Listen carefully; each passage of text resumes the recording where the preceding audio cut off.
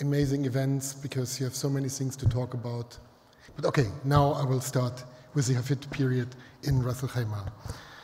And I have to admit, it will be more or less the Hafit period of northern Ras al-Khaimah.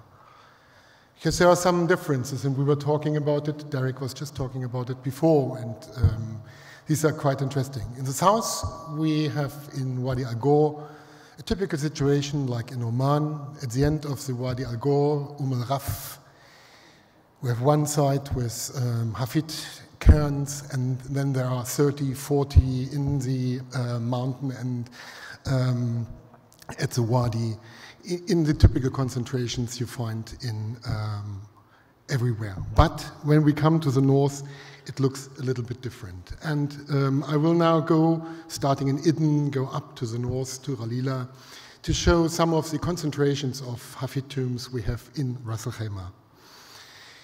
And the first one is Idden. The photographs I'm using are all the corona images from 1965, so before any sort of modern development took take. And Idden is quite an interesting small oasis in south of Khat. As you can see, the oasis itself is green, while the Wadi Idden is running past the oasis and then into an open plain. And interestingly, the Hafit tombs we have are on one plateau, on one small plateau. It's a combination of 8 tombs, compared to what we find in many, many other parts of the Southeast Arabia, to use one of the terms. It's a very, very small group. And it's not really associated with the oasis. It's more to the plain north of it, to the plain where probably the water was quite well distributed, at least in the third millennium. And they're on top of a plateau. You don't have any of the late Hafit tombs in the plains below. All these tombs have been destroyed. As a sort of reference point, and I give this reference in all these pictures, you have the Wadi Suk tombs, which are really associated with the settlement, but no tombs of any other periods around it. Let's go to the next big oasis, and the one which is at least well known in Ras al-Khaimah, the oasis of Khat, one of the very few points in the United Arab Emirates where there was a spring and abundance of water. And Khat is very well known for around 40 large Hafit tombs on the plateau of these, the first plateau above the oasis of Khat. Interesting enough, only on top of this plateau, we do not have any tombs in the plains below, which, of course, might have been destroyed by the intensive use of the oasis in the last 4,000 years. And of course, we should not forget Khat is a very, very important point, because we have here to the northwest of Khat, we have Nudziba, a very important archaeological mound, which probably was used in the Hafit period and the third millennium. It might not have been the only mound, there might have been more inside the oasis. So these tombs are clearly associated with the oasis, even they seem to be from the earlier part of the Hafit period, and we do not have any tombs of the late Hafit period. Again, because it showed everywhere, the two big cemeteries of Wadi Suk tombs, which always are associated with settlement remains in the northern part of Ras al-Khaimah. Let's go to Khan al-Haf. Khan al-Haf is very interesting. Khan al-Haf is a rock outcrop between the Hajar Mountains, which you see here on the east, and the small oasis to the west, Hale, and the sand dunes. And Khan al-Haf is this rock outcrop, which is shown here in yellow. And when you look nearer to Khan al-Haf, it's quite amazing, because Khan al-Haf is literally scattered with Hafit tombs. Most of them down in the plain, more or less 70 structures in and around Khan al-Haf. And when you look at these yellow areas, just the area where I show one photograph, difficult to see in the landscape, completely deflated, not these beautiful tombs we just saw on the film running in the background, which they have been, because all these tombs have been robbed of all the big stones. You have just a huge amount of small stones in piles with a very, very few big ones, which give you an indication where the chamber of these big tombs have been. But altogether, nearly 70 of these Hafit structures. There are a few on top of the ridges, not very many, and very difficult to discern from the surrounding. Actually, you're looking at one of the tombs, and I would not have thought it's a tomb if not for hundreds and hundreds of blue wadi stones, which were brought up to this place, probably to give it a nice bluish outer face originally, which would stick out in this yellow mountain landscape. When you go on, you see in the northern part, actually, it's a void area, and we didn't think of it until the rescue excavations in Carnal Half started, which were executed by Derek Kennett, who was the last speaker. And during these excavations, we found 3 Hafit tombs in a silted landscape. Here is one of those. In the background, you see a huge Wadi Suk tomb. In the foreground, a small Wadi Suk tomb, which we just accidentally found. And then the center part, this roundish structure, it's a completely deflated and destroyed Hafit tomb. Again, all the big stones have been robbed, and just a pile of small stones has been left.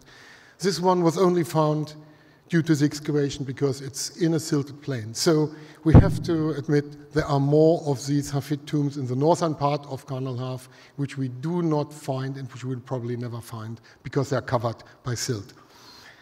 Why we have so many tombs here? When we look to the west, you see these oases of hail, and inside these oases of hail we had, sadly enough, a huge mound. Here's a photograph of this mound at the edge of the oasis. Beatrice de Cardi describes it in 1968 by about 10 meters high, which makes it one of the largest tells we probably had in the United Arab Emirates. By 1971, this mound was gone, and in a time where I even don't know where they got the bulldozer from, but it had disappeared in about 3 years' time, which is really a great loss for the archaeology of Ras al-Khaimah. Again, to pinpoint, these Hafit cemeteries are in the vicinity of Wadi Suk cemeteries as well, probably again associated with these oases of Hail and Fahlain.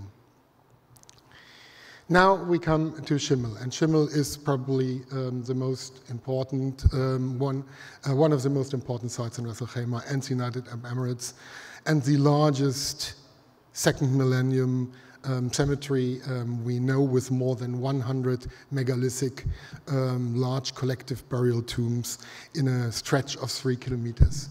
And that's the area which I know for now more than 30 years. And I walked this area up and down, right and left, tried every slope. But the only evidence we have for Hafit is in the south of it. Very, very little, next to what is now the Mount of Queen of Sheba's Palace. And when you look at a picture of this area, it's nearly not discernible from the surrounding. Here you can see on the eastern side, these craters are the remains of 18th, 19th century kilns.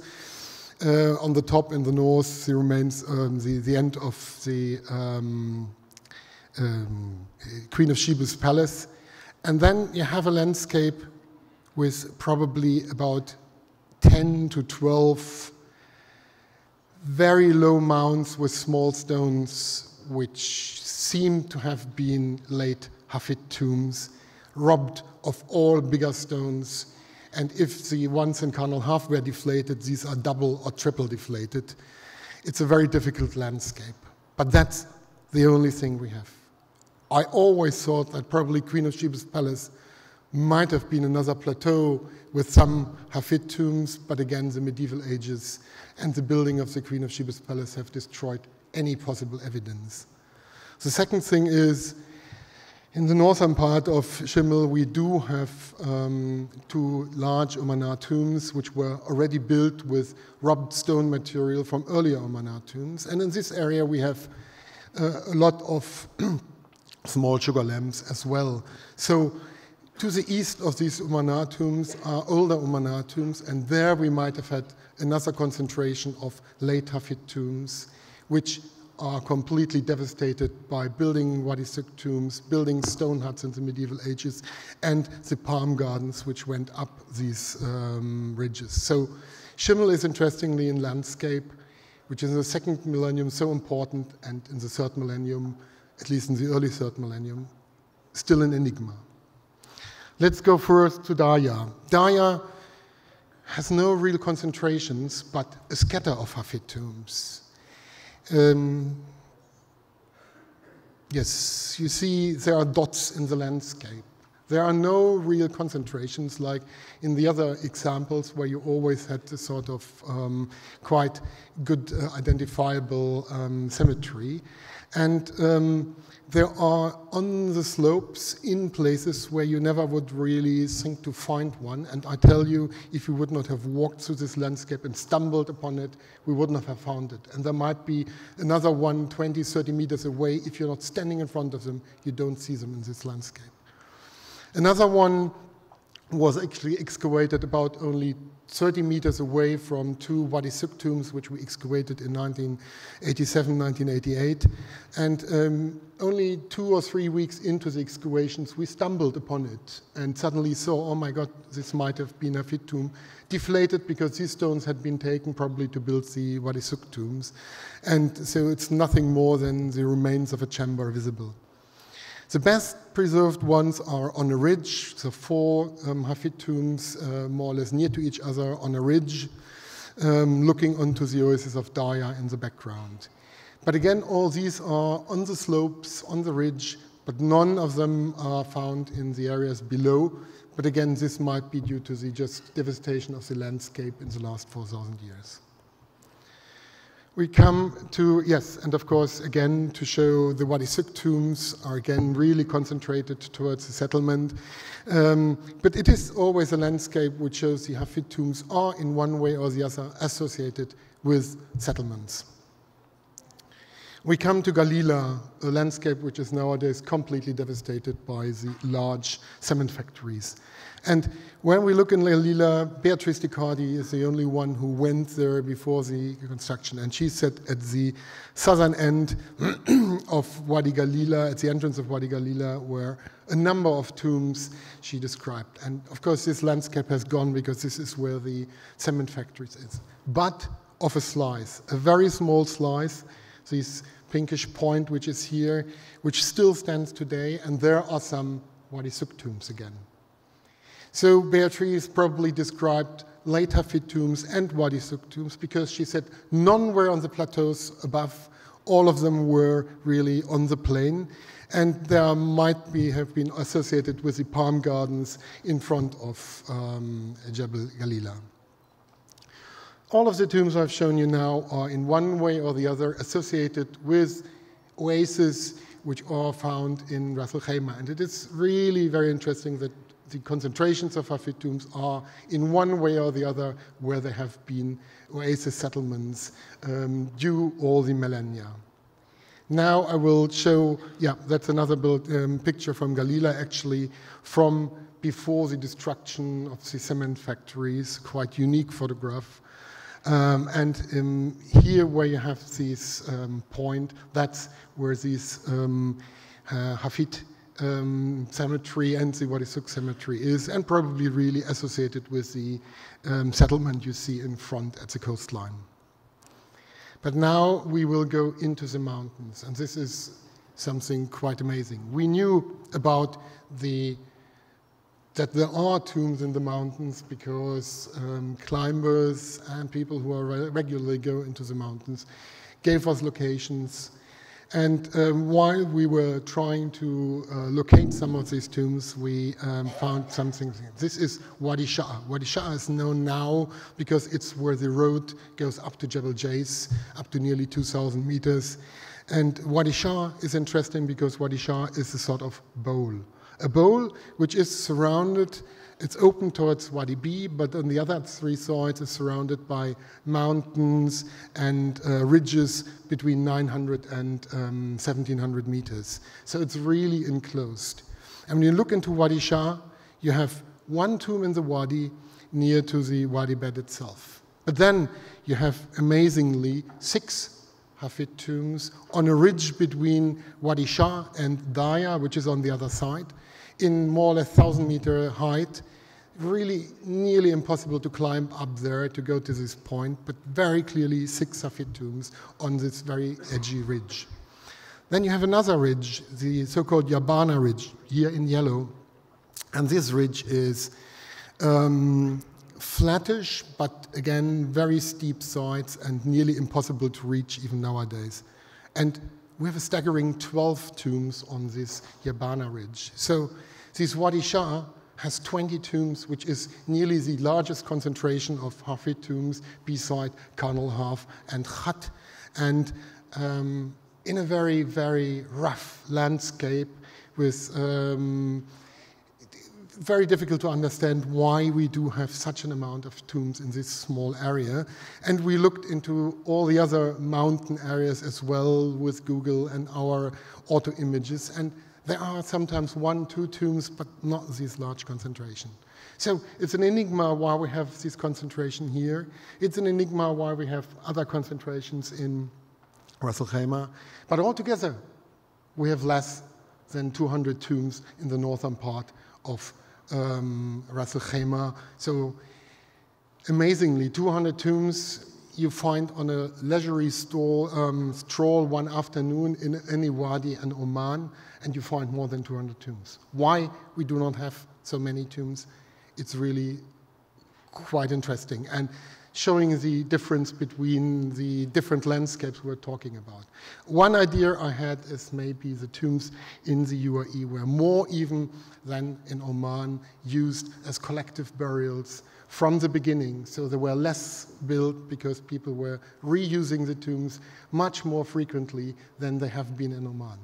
But this is just impossibility. Most of them are empty, so this is talking into the void because it was very, very difficult to prove. Yeah, Shabana Ridge, you have one of the tombs here. This is another tomb in about 1,000 meters. But let's go to one time back to where I started, the very important cemetery of Karnal Haf with more than 70 late Hafid tombs, and Hale with its huge mound. And when you look at the landscape of northern al-Khaimah, Chimel is up in the north and Hale and Karnal Haf in the south. It must have looked quite different in the third millennium. And that's how I at least see it a little bit more in the third millennium. Because the Bay of al-Khaimah was much more open to the south. And one reason is that all the rain waters, which were more, at least in the third millennium, as we think now, all the rain which came down from the mountains runs against the sand dunes. And from the sand dunes, it is channeled more or less into this area of Hale and from there into the sea. So up to where Hale is nowadays, we have an area of Sabra, which is still visible until today. And this might have been open in the third millennium, making probably Hale the most important harbor of the late third millennium, or of the middle of the third millennium, so the late Hafid period, early Amarna period. This might have been the place where really the boats went into, and this would explain why we have such an amazing amount of late Hafid tombs in Karnal Haf at the same time. What happened at the end is maybe Hale lost its status during the third millennium. Rain deceased, sand came in and probably silted up this very important harbor in Hale, and at the end it moved to the north in Chimel, where we have this fertile plain, where we have square kilometers of possible palm gardens. And then, at least in the end of the third millennium and in the second millennium, we have Chimel emerging as the most important cultural point of the Northern Emirates. Thank you very much.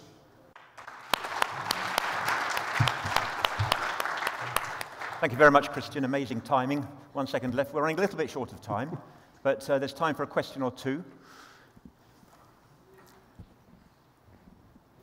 Sophie, Mary,